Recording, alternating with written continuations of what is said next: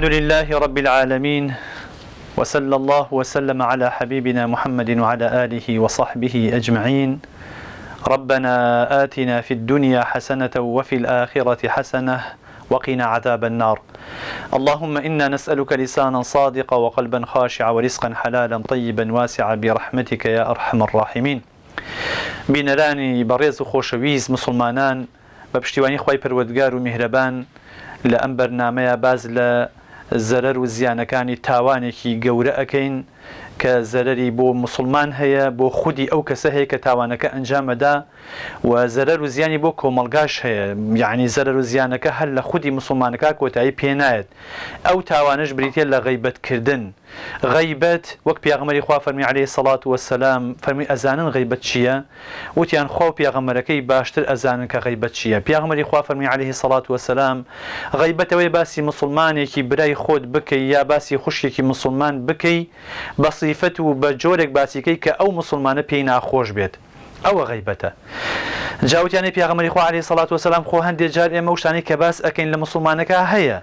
ئەو ڕەوشتە هەیە لە مسلمانەکە کە باسی ئەەکەین. بۆ نمونە مەسەلا قسەیەکە کە نەڵێن فڵان کەس ئاوای وتووە مەسەلا بەو جۆرە تووڕێ بەو جۆرە وایە.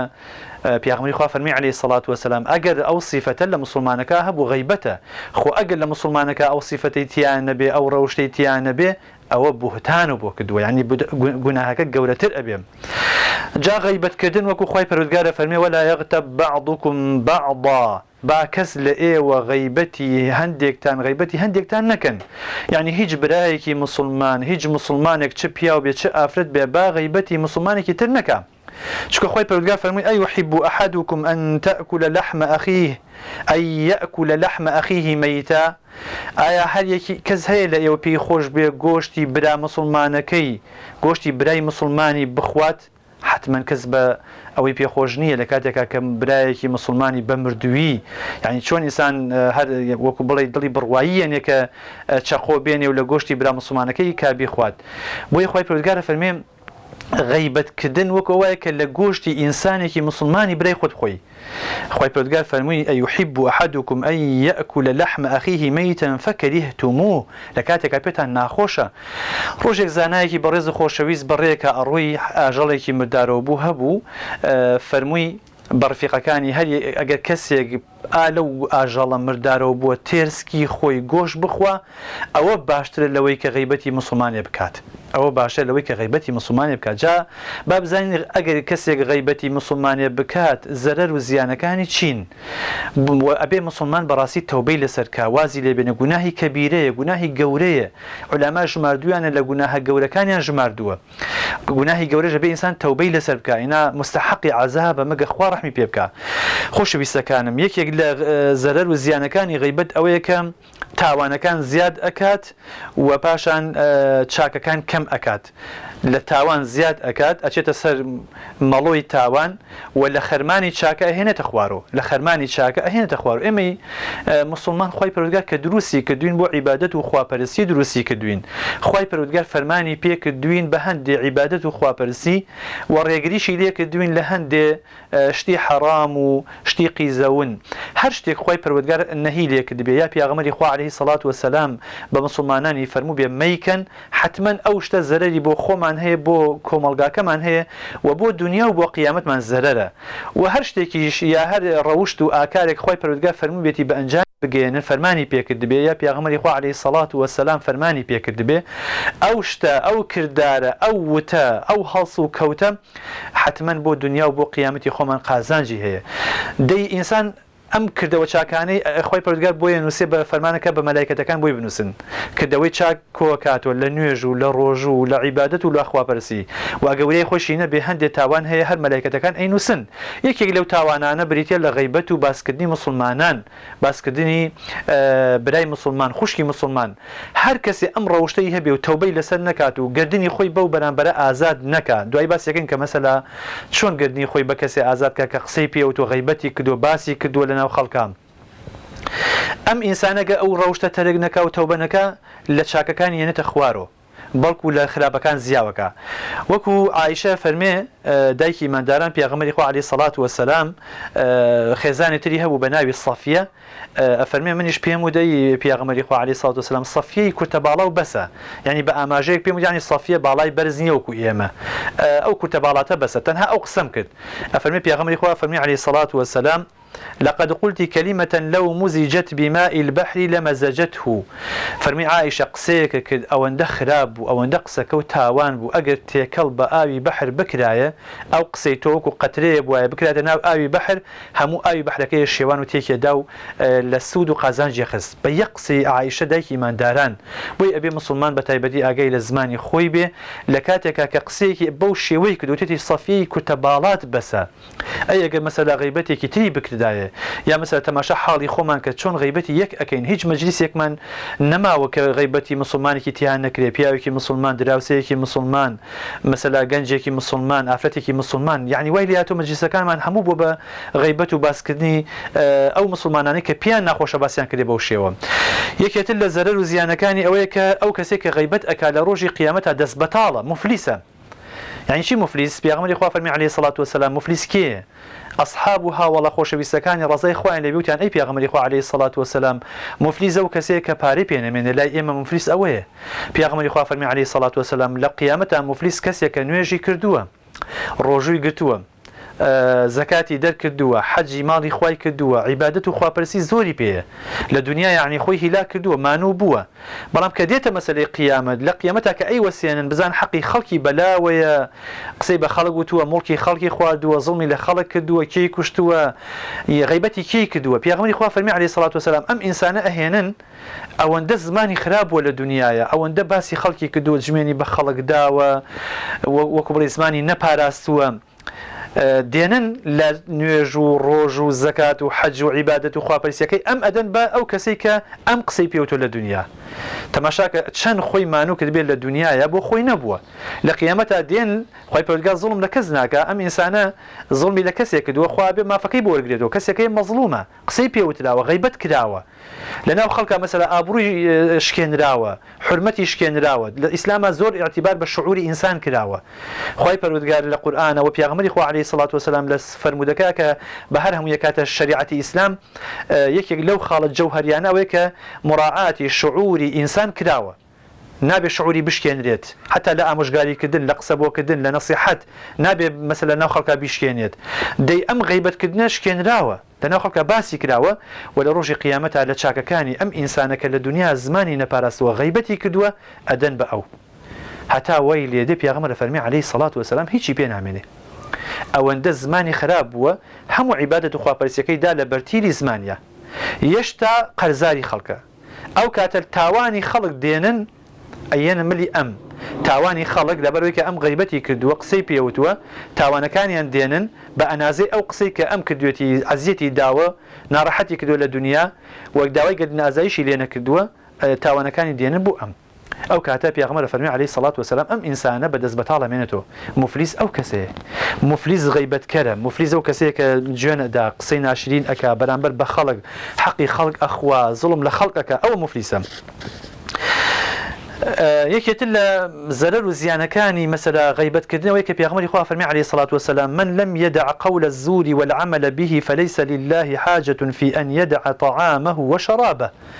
أو فرمودة صحيح بخارية بيغمر إخوة فرمي عليه الصلاة والسلام هر كسي للدنيا يواز لقصي له لعب وخراب وحرام نهيني حمو جور قصيك حرام يكي لو أنا غيبته حمو جور قصيك حرام غيبت فيتني كردن لاقتي كردن بخلق قاطع كردن بخلق اگر واز لو انا يعني خو بيسي بوني او بند خوي برسيكات وخوي تينو كالا رمضان يعني وكو واي يكي لازمات الرجوي مانجي رمضان وي كانسان زماني بارزراوك زماني بروجو بي جوي بروجو بي تشاي بروجو بي بويلن فرمودا بيغمر اخو عليه الصلاه والسلام هرشاكا لو كساني كزمان يعني بيس خراب يعني غيبت اكن جمين ادن قسي ناشرين تین ئەکەن فەرمێ خوای پەروەردگار پێویستی بەوە نییە کەسێ خۆی برسی کات و خۆی تینوکە خوای گەورە ئیرادەی وایە لە ڕۆژووە ئەبێ ئەو ئینسانە کامل بە ڕۆژوو بێ هەموو گیانی بە ڕۆژوو بێ بۆی تەقوای زیاوکە یەکێتر لە زیانەکانی غەیبەت ئەوەیە کە غەیبەت بریتە لە شوێنکەوتنی عیب و عاری مسلمانان بۆ نمونە مسلمانێک هەڵەیەکەکە ئەم ئینسانە ئەو هەڵەی مسلمانی بینیوە یا بیسوێتی لەناو خەڵکە بڵاوێکاتەوە ئەسڵ وایە ئینسان عیبی مسلمان بشارێتەوە پێغەمبەر فەرمی عەلەیهی سەڵات وسەلام هەر کەسێ عیبی مسلمانێک داپۆشێ و بیشارێتەوە و باسی نەکا خوا لە قیامەتە ناڕەحەتیەکانی ڕۆژی قیامەتی لەسەر ئاسانەکە عیب و عاری ئەپارێزێت ئەمما مسلمانێک چ پیا و چ ئافرەت غەڵەتێک ئەکا ئێمە هەمومان ئینسانین هەمومان قابل بە هەڵەین هەمومان ئەکری هەڵە بکەین بەڵام من هەڵەیەکم کرد و برایەکی مسلمان بڵاوی کردو لەناو خەڵکە بۆ خۆی زەرەرە چونکە پێغەمبەر فەرمی عەلەیهی سەڵات وسەلام هەر کەسێک شوێن عیب و عاری خەڵک بکەوێ سەرنج بدەن ئەو فەرموودە چەند هەڕەشە ئامێزە فەرمی هەر کەسێک شوێن عیب و عاری خەڵک بکەوێ واتە عیب و عاری خەڵک لەناو خەڵکە بڵاو کاتۆ لەناو خەڵکە باسی بکە خەڵکی پێلەکەدارکە شەرەف و کەرامەتی بڕوشێنێ خوای پەروەردگار شوێن عیب و عاری ئەو ئینسانە مسلمانە ئەکەوێت خالقی ئەرز و ئاسمان رب العالمین کە هیچ شتێکی لێون نابێ ئاشکرا و نهێنیەکانمان لای خوا وەکو یەک وایە يعلم الجهر وما يخفى يعلم الجهر وما يخفى يعلم السرائر يعني خوای پەروەردگار هەموو نهێنیەکان و ئاشکراکان بۆ لای خوای پەروەردگار وەکو یەک وایە کە لەسەر شانمە مەلایکەتەکان هەن ئەینووسن تۆ ئەمڕۆ کە باسی فڵان ئافرەتێک کرد بوختانێک بۆ کرد یا غەیبەتێکی کرد لەسەر ئەنووسێ بۆ کوێ بۆ ڕۆژی قیامەت لە ڕۆژی قیامەتە ئەم سەحیفانە ئەهێنرێ ئەم تاوانە گەورانە نووسراون هەر هەمومان لەوێ یعنی ئاواتمان ئەوەیە کە چاکێکی زیاترمان هەبوایە ئێستا خوای پەروەردگار مۆڵەتی داوین زمانمان ئیشەکە دڵمان ئیشەکە عەقڵمان ئیشەکە ئەو مانگی تەوبە و لێخۆشبوونە پێغەمبەری خوا فەرمی عەلەیهی سەڵات وسەلام هەموو ئێوارەیەک لە ڕەمەزانە خوای پەروەردگار خەڵکانێک عەفو ئەکات خەڵکانێک عەفو ئەکات لە ئاگری جەهەنەم کە مستەحەقی عەزابیشن خوا عەفویان ئەکات یعنی هەموو ئێوارەیەکی بانگی ڕەمەزان خوا مەجموعەی خەڵک عەفو ئەکات کەواتە بۆ ئەو فەرموودە باس کراوە یعنی ئەی ئینسانی ئیماندار تۆش وەرە ئەم مانگی ڕەمەزانە مانگی دابارینی بەرەکەتە وەرە خەرمانی بەرەکەت و عیبادەت و خواپەرستی خۆ قورسکە یەکێ لەوانە واز بێنن لە تاوانی غیبەتکردن چی مەسەلەیەکێتر لە وەکو چارەسەر ئەوەیە کەمیان تەوبەکردن ئەمما ئەگە کەسێ بڵێ من چاری خۆم ناکەم عولەما باسی ئەوشیان کردووە ڕەحمەتی خۆیان لێبێ ئەفەرمون هەر کاتێ لەمە هەر مەجلیسێکا بوویت باسی کەسێکی مسلمان کرا ئەو مەجلیسە چۆڵکە یا پێیان بڵێن کاکە با باسی خەڵک نەکەین ئەگە توانی ئەو قسە بکەی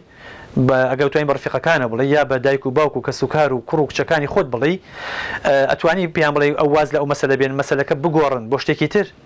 بۆ تاوانەکانی خۆمان کەم عیبمانتیان نییە خۆمان پڕ لە عیب و عارین خۆمان پڕ لە کۆڵمان پڕ لە تاوانە کۆڵمان قورسە بە ئەم ڕۆژگارە زمانمان گوێچکەمان چاومان هەمووی تاوانمان بۆ کۆکاتەوە چ پێویستیم بەوە هێچم بە شوێن عیب و عاری خەڵکا بگەڕێم ئەوە یعنی بێ بە مەجلیسە بڵێ ئەگە زانی مەجلیسەکەی بۆ ناگۆڕێ با خۆی هەڵسێ بڕوات باخۆی هەڵسێ بڕێت چونکە بەڕاستی باشترین نەسیحەتە بۆ ئەو کەسانیشە کە لەوێ دانیشتون بۆ ئەو برادەرە ڕۆی بۆ ئەو مسلمانە و مەجلیسەی جێهێشت حتما دوای زان لەبەرەوە جێیانیشتۆ کە ئێوە باسی خەڵکتان کردووە کە ئەوە جۆرێکی زۆر چاکە لە چارەسەرکردن بنەبڕکردنی ئەو تاوانە مسلمانانی بەڕێز و خۆشەویست ئەوە جۆرێکە لەو تاوانانەی کە قورئان و سنەتی پێغەمبەری خوا عەلەیهی سەڵات وسەلام زۆر بەتونی باسییان کردووە تاوانی گەورەیە تاوانی گەورەش ئیلا ئەبێت تەوبەی لەسەر بکرێت تاوانی بچووک بە ئاوی دەستنوێژ و ئەڕوا بە سبحان الله و ذیکر و ئەڕوا بەڵام تاوانی گەورە چ بینی خۆت و خوای پەروەردگار بێ چ بینی خۆمان و خەڵک بێ ئیلا بێت تەوبەی لەسەرکەین تەوبەکەش ئەوەیە کە ئینسان دەستی پەشیمانی بەرزکاتەوە داوا لە خواکات لە گوناهەکانی خۆش بێت لە ڕاستیە فرسەتێکی زۆر گەورەمان لە ڕێایە کە ئەم تاوانە گەورە ئەم تاوانە هەڕەشە ئامێزە کە ئینسان بە بۆنەی ئەو تاوانەوە لە دنیا حیای ئەچێ لە قەبرە سزا ئەدرێ لە ڕۆژی قیامەتە چاکەکانی ڕوا بۆ خەڵک ئەم تەوبەی لێکەین بەڵکو خوای پەروەردگار تەوبەکەمان قبول کات و ئومێدیشمان وایە کە خوای پەروەردگار تەوبەی هەموو کەسێک قبول خوای پەروەردگار بەڕەحمە بە بەزەییە تەوبە لە هەموو کەسێک قبولەکە ئەگەر کافریش بێ کابرا ئەگەر مشریکیش بێت تەوبە کات و گەڕێتەوە سەر ئیسلام خوا لێ خۆشە بێت و چ جای موسڵمانێک ئەگە هەڵەیەکی هەبێ ئەگە داوای لێ خۆشبوون کات داواکەین لە خوای پەروەردگار عاقبەتی هەموو لەکمان بەخێر بگێڕێ ڕنج بە خەسارمان نەکەی یا رب العالمین خوای تەوبەکانمان لێ قبول کەی دوعاکانمان لێ قبول کەی خوای بمان پارێزی لە هەر تاوانێک کە ئیسلام بە حرامی داناوە خوای عیبادەت و خواپەرستی و قسەی چاک و ڕەوشی جوان و ئەخلاقی جوانمان لا شیرینکەی حەڵاڵمان لا شیرینکە حراممان لا ناشیرینکەی خوای لە بەرەکەتی ئەرز و ئاسمان بێبەشمان نەکەی خوای بارانی ڕەحمەت بەسەر ئێمە و بەسەر باقی مسلمانانە لە هەر شوێنێکە هەن ببارێنە یا ڕەبی خوای سزامان نەدەی بە سزایەکە بەرگەی نەگرین تاقیمان نەکەیتەوە بە تاقیکردنەوەی کە لە دەرنەچین تیا یا رب العالمین داوا لێکن خوای لە بەرەکەتی ئیسلام و قورئان و لە بەرەکەتی ئەم دینە جوانە بێبەشمان نەکەی رحم بدایک و باوکمان کەی لیان خۆش بی ئەوانیان کە ماون عاقبەت بەخێریان کەی ئەوانیان کە مردون خوایە قەڵەمی عەفو هێنابێ بەسەر گوناهەکانیانە بۆ خاتینە و جوانەکانی خۆت خوای هەر کەسێ دیفاع لەم دینەیەکە بۆ ئەم دینە تێکۆشێ بە هەر ڕێگەیەک بێ لە ڕێگەی بڵاوکردنەوە لە ڕێگەی تەلەڤیزیۆن لە ڕێگەی نووسین لە ڕێگەی هەر پەیج و هەر وەسیلەیەکی دعوە و بانگواز هەیە هەر گەنجێک هەر موسڵمانی لەو بوارائیشەکە یا ڕەبی خوای کاریان بۆ ئاسان کەی بە تایبەتی و دوو گەنجەی کەی سەر تۆماری ئەو وتارانە ئەکەن بۆ مانگی ڕەمەزان ئامادەیەکەن خوا عاقبەتیان بەخێر بگێڕی خوا إصلاحيان كي إخوات الخوشيان كي يا ربي إخوائي لقنا كما خوش بي آمين والحمد لله رب العالمين والسلام عليكم ورحمة الله وبركاته.